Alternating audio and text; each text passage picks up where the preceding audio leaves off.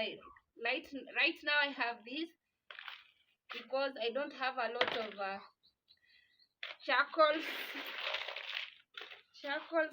dust, so that's why I have to measure. Here it is, you see. I also measure the quantity of my sawdust. I told you I had to use this roughage because it does light up quickly compared to the finer one. Yeah. And also here we have powder.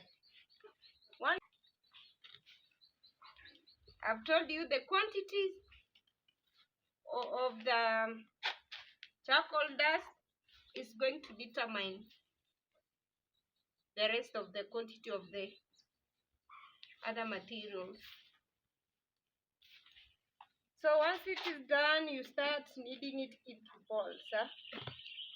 And the local feed here, once our chicken hatch, we usually, let me show you something. It is wondering what's going on. We usually go for the ant hill. You see, this is an ant hill here. Down here you can tell there are some, at this termite. This is the best feed for the chicks since they are young. So I went and dug it up, and I will spread it here. You can see here the queen. The queen is over here. A very good morning to you, my esteemed viewer, my royal subscriber, and my YT family. Welcome and welcome back to my YouTube channel. My name is Tende_Marwa. To the returning subscribers, a big thank you for always finding time to come watch my videos. I don't take it for granted, you know. And those who are new here, consider to hit that subscription button, not forgetting the notification bell to alert you whenever I upload a new video. My good people, always comment, like, and share, and leave a honest and polite comment. Welcome back, good people. It has been a while since I did a vlog, and also I haven't been feeling well because the weather pattern, because of the weather pattern here in the village. It has been sunny, hot and sunny, but right now the weather has changed. It is rainy and also sometimes cloudy. As you can tell from the video, it is a bit gloomy this morning. It rained the whole night, and imagine it is 11 a.m. and still the weather is looking the way it is. You see how gloomy the weather is. No sun, huh? But we thank the Lord. The skies are just cloudy. It is just cloud and rainy over here. So good people, you can also tell it is a rainy season. I'm standing behind me here. This is a passion fruit. I have some, my flowers are also doing well. This is the elephant plant. For those who have been watching me for the longest, they can attest to that. You know, this passion fruit, it is a local one. I usually use this place as a seed bed, and once I transfer some seedlings, I let it germinate. So my mom told me, why don't you leave the passion fruit just to remain, to grow, and it will be, since it is a, what do we call it, a climbing plant, it will go around the perimeter wall. There is no need of uprooting the fruit. I also left a purple. Let me show you what I'm talking about. Over here I have, these are what do you call them? We call them in Swahili machenza, but it is a grafted, this is a grafted orange and also lemon, the outcome of a grafted plant. I don't know how they are called in English, but we call them machenza in Swahili. And you can see they have already grown. I usually throw them here so they can germinate by themselves. It's more of a seed bed here. the previous videos, those who have been watching me, they could see there were a lot of purples here, so many. I transplanted them and gave them out to some people, and this one is remaining. Also, mom told me to leave it behind, but I think this one, I don't know, because it is next to the perimeter wall, it may make my wall crack. I don't know, but it's well. And here is the passion fruit I'm talking about. It is doing well. It is looking good people, as you can see from the video, because it is now a rainy season. And once you see it developing this climbing wherever, I don't know how they are called in English, it is a time. It is about to start producing fruits. And I also have my other flowers here. They are very beautiful whenever it rains. And this is rosemary. I also transplanted and left it here. I need to add some more flowers I uprooted there and make it a beautiful place. You see, good people, that is not what I wanted us to do today. I want to take you along. My chicken have hatched, as you can see from the video here, and I had gone to bring them the local feed.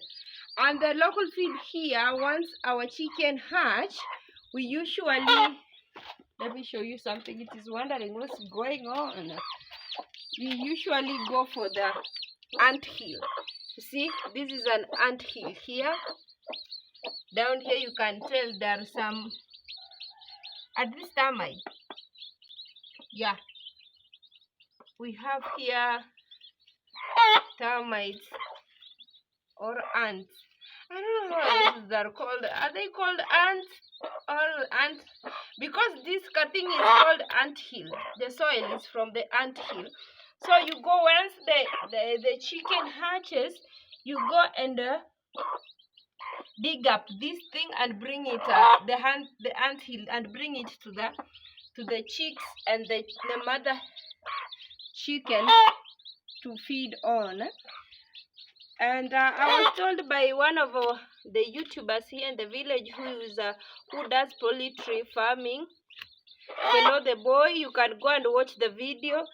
He told me to use tatagram for my kids, for my chicks, so that they can grow so faster. So meanwhile, since it's today that the hen has just hatched and I got it out, they will feed on this. What do you think? Do you do the same thing in your place where you come from, especially in Africa? This is common. They just feed on the ants, on the, what are they called? On the termites. Yeah, you see, this is the best feed for the chicks since they're young. So I went and dug it up, and I will spread it here. You can see here the queen. The queen is over here. I don't know if you can see it. It's here. Oh, just disappeared. So the chicken will just feed on it. You see, once it is done, I will just sweep it and throw it away. You can see here it is already done.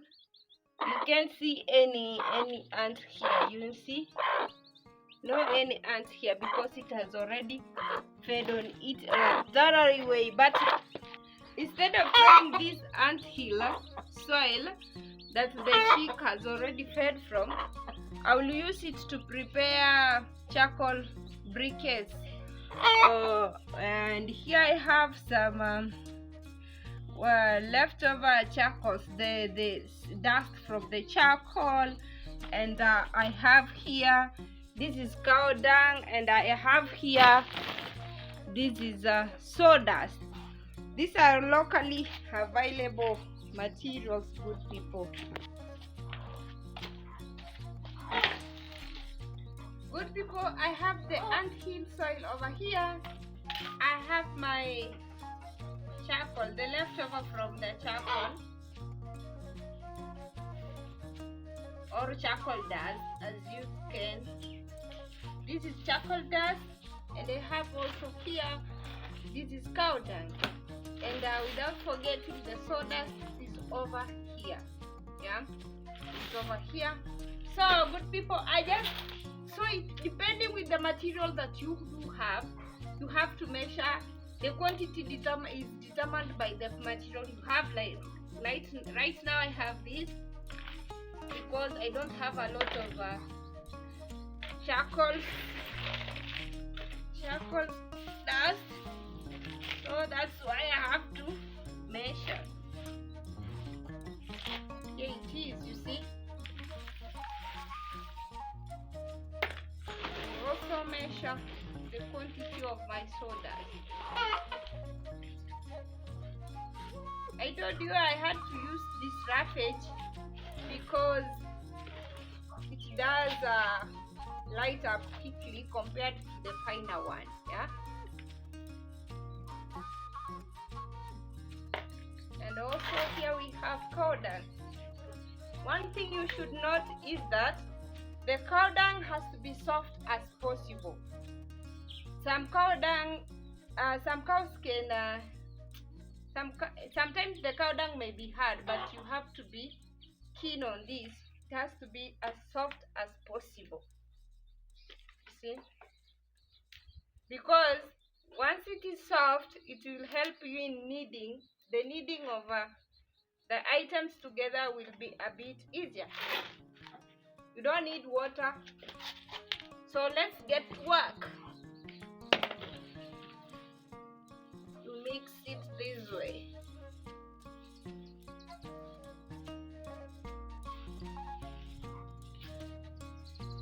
Back here in the village, those who have bulletproof houses, they still use these anthill soil plus the cow dung and water to plaster their houses, and it does last longer. So good people, let's mix and see the outcome.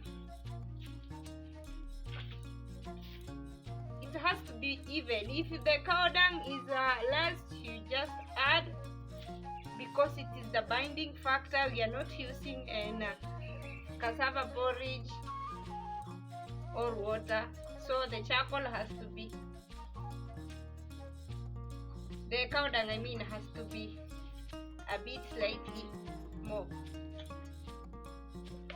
I think I should put all of these here so that it can knead so fast. Keep on watching, good people. Comment, like and share. Let me know where you're watching from.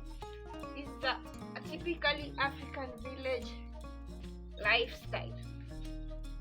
We are making or preparing charcoal briquettes in a local way.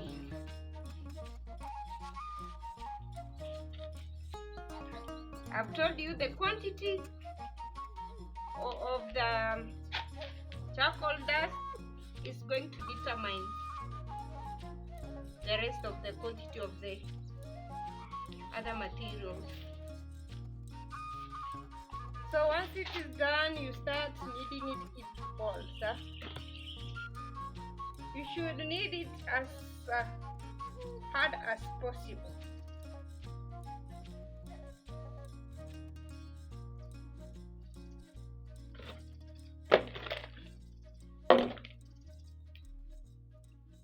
As I've told you, one thing with the cow dung being a binding factor or a binding material, it works out so quickly and easily. So you have to make the size of the charcoal briquettes has to be the size of your preference. Yani, if your charcoal is your jiko or your charcoal burner is small, you have to make it smaller. So this one, you make it according to the size of your jiko.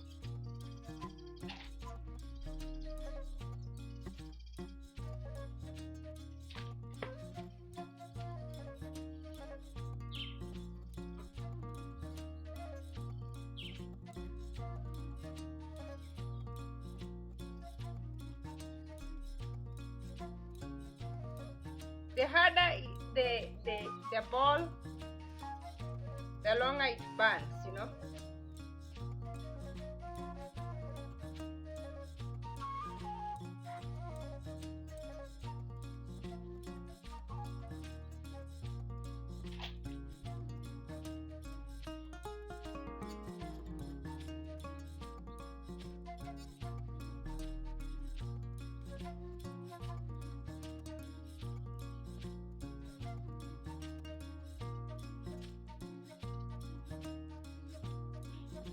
This is the beauty of village life.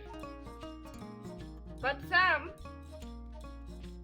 you know, these things are being solved, but some do say that it is so tiresome they can't do it. So I told you the ball size has to be determined by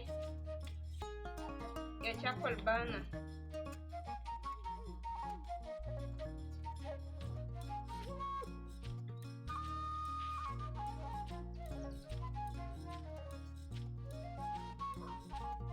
Making charcoal briquettes using cheap and available materials that are environment friendly. Yeah. I learned this way back when I was in the environmental club while I was in the college.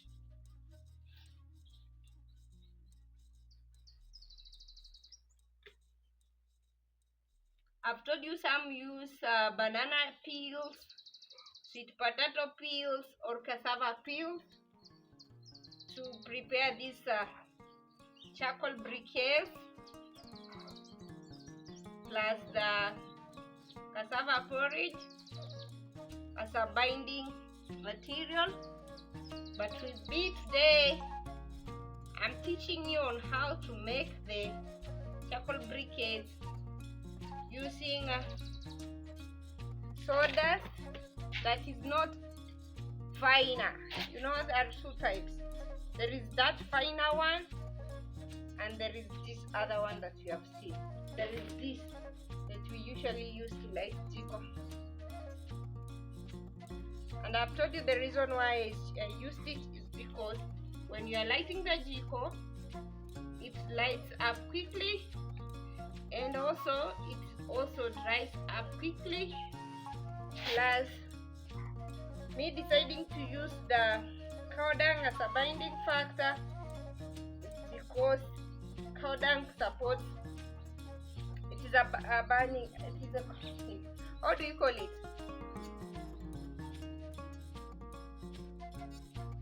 It's a combustion factor.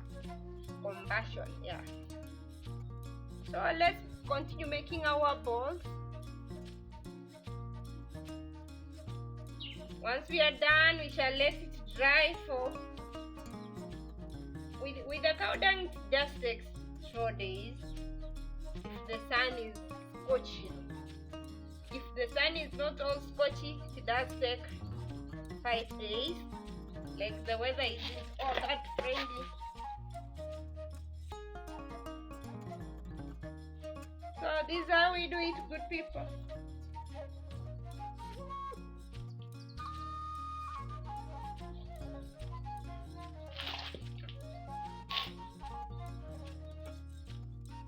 We are almost done, good people. We are almost done. This is how it is. Typical African village life. Yeah. I told you the only disadvantages of using this kind of binding material, that is what do you call this? Using these cow dung as a binding material, that it does produce smell when you are lighting the jiko, and once you are done, it does the smell goes away.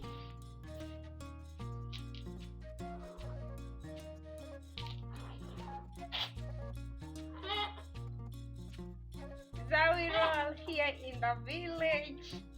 You know, I decided to do so because the charcoal is over, and the charcoal is also expensive right now because it is a rainy season. Yeah, the rain season has started here. We are now experiencing rainy season, but this one will go big way.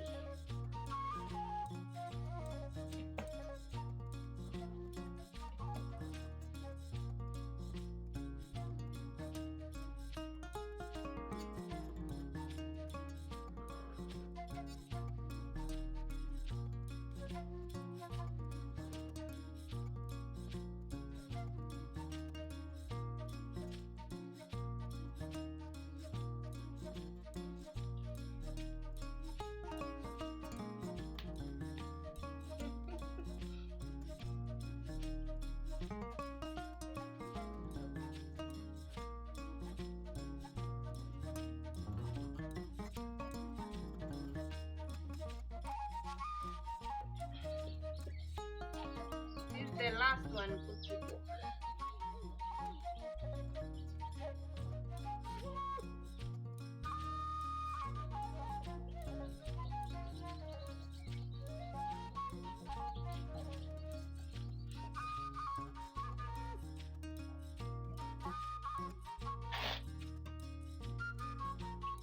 You have to mold it so hard, because the harder it is, the longer it burns.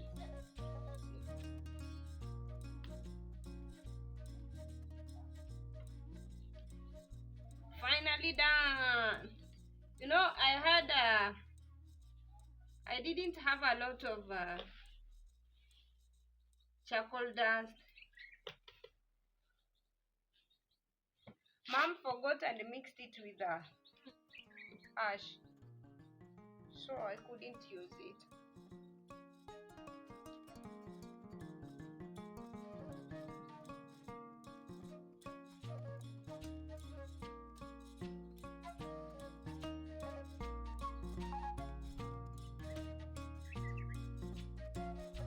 This is the last one, good people. As you can see now, here are my briquettes. I just need them to dry. My job will be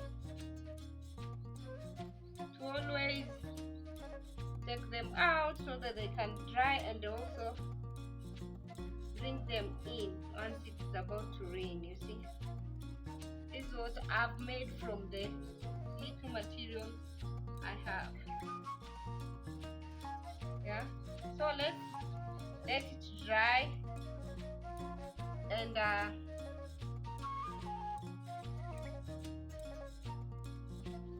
so that we can use it. Yeah?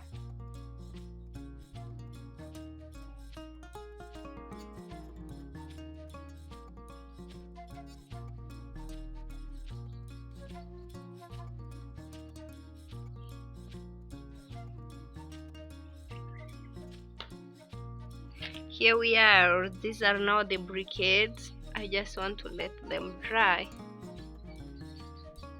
My job will be to let them out and take them in. For 3 days, these ones will be ready, because I'm using very light materials. As I've told you, I used cow dung and also sawdust, but there are not those that finer ones, and the anthill soil. Yeah, thank you for watching. Comment, like and share. Let me see you in my next video.